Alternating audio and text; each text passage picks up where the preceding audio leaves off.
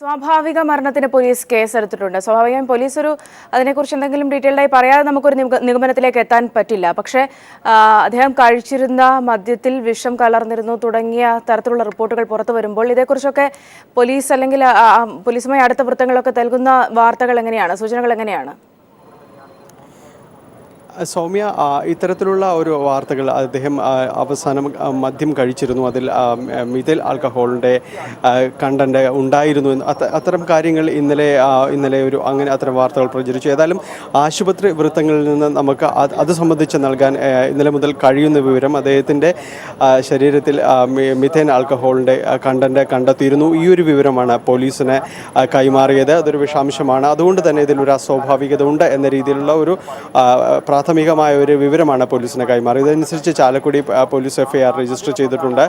അത്തരം ഒരു കാര്യങ്ങൾ സംബന്ധിച്ച് നിലവിൽ ഇപ്പോൾ നമുക്ക് പറയാൻ കഴിയുന്നത് പോസ്റ്റ്മോർട്ടത്തിന് ശേഷം മാത്രമായിരിക്കാം ഇത് എത്രമാത്രമാണ് ഇതിൻ്റെ ഒരു കണ്ടന്റ് ശരീരത്തിലുണ്ടായിരുന്നത്, അത് എങ്ങനെയാണ് അകത്ത് ചെന്നത്, ഏത് രീതിയിലാണ് ഇത്തരം കാര്യങ്ങൾ ഉണ്ടായത് എന്നതെല്ലാം സംബന്ധിച്ച് പോസ്റ്റ്മോർട്ടം റിപ്പോർട്ടിൻ്റെ ചുവട് പിടിച്ചുകൊണ്ട് പോലീസ് നടത്തുന്ന അന്വേഷണത്തിൽ നിന്ന് മാത്രമാണ് അത്തരം ഒരു നിഗമനങ്ങളിലേക്ക് വസ്തുതാപരമായി നമുക്ക് എത്താൻ കഴിയുള്ളൂ.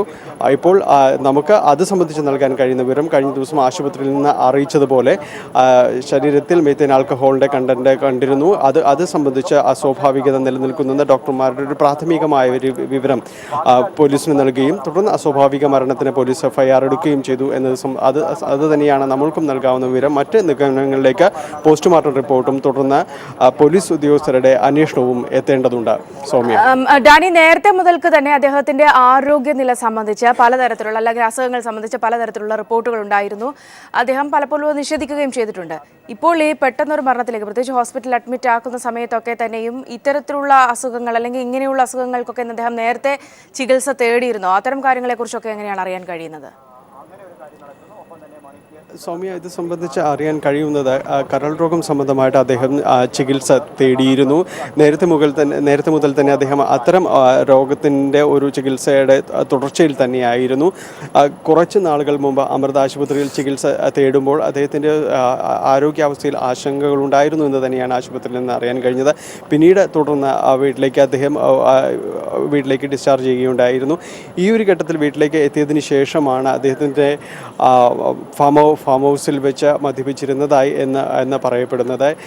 ഇത് രോഗത്തിന് ചികിത്സയിലുള്ള ആൾ, പ്രത്യേകിച്ച് കരൾ രോഗത്തിന് ചികിത്സയിലുള്ള ഒരാൾ ആ സമയത്ത് മദ്യപിക്കുമ്പോൾ ഉണ്ടാകുന്ന രോഗം തീവ്രമാക്കുന്ന ഒരു സ്ഥിതിയിലേക്ക് എത്തിച്ചേർന്നിട്ടുണ്ടോ എന്നത് സംബന്ധിച്ചൊരു പരിശോധനകളും നടത്തേണ്ടതുണ്ട്.